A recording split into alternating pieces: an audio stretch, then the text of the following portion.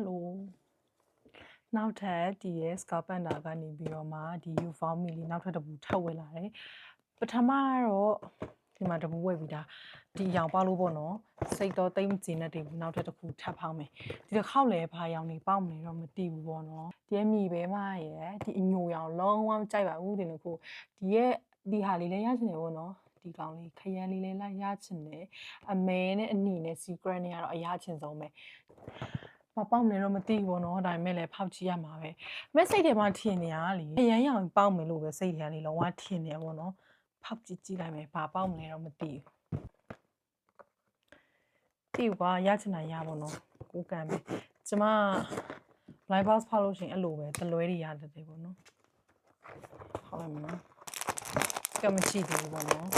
ဒါလေးအရင်ဟာလို့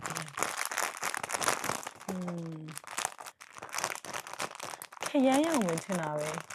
ခရမ်းတင်တယ်အမဲကတော့မဖြစ်နိုင်ဘူးအမဲကတော့မဖြစ်နိုင်ကျမတည်ကျမလိုချင်တာဘရောမဖောက်ဘူးကဲဖောက်ကြည့်လိုက်တော့မယ်နော်ဟုတ်ပါတယ်ကျမထင်နေတဲ့အတိုင်းပါပဲကျမတကယ်စိတ်ထင်နေတဲ့အတိုင်းဓာကြီးပေါက်လာတာလို့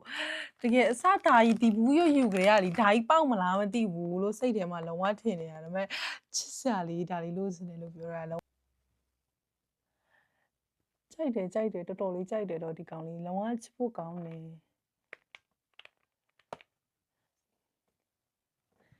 ဒါအစကလေးကလေဒီရဲ့ box ယူခဲ့ဓာကြီးပေါက်မယ်ဆိုတာထင်နေရပေါ့နော်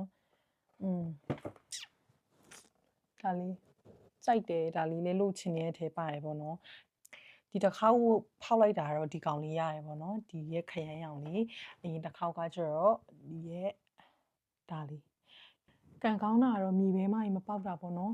ကျမလိုချင်တဲ့ဟာတော့မရသေးဘူးဆိုတော့ရတဲ့အထိကျမဖောက်ပါမယ်ဖြစ်နိုင်တော့ secret နဲ့အနီရောင်နဲ့အမဲနဲ့ကိုအရန်လိုချင်နေတာပေါ့နော်ဒါပေမဲ့ဒုတိယအလိုချင်ဆုံးကတော့ဒီခရမ်းရောင်လေးဘာဖြစ်ဖြစ်နီးတော့နီးဆက်လာပြီပေါ့နော် vlog လေးကဒီလောက်ပါပဲ bye bye